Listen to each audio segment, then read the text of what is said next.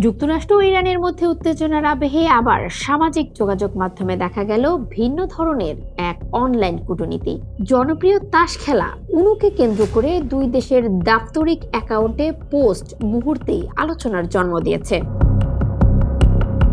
White house এক্সে একটি পোস্টে ডোনাল্ড ট্রাম্পকে উনো কার্ড হাতে দেখিয়ে লেখা হয়, সব কার্ডেই আমার হাতে। এর জবাবে ইরান একই খেলার ধাঁচে পাল্টা পোস্ট দেয়, যেখানে +4 এবং ক্লিপ কার্ডের ইঙ্গিত দিয়ে বোঝানো হয় তাদের হাতেও কিছু কৌশলগত কার্ড আছে।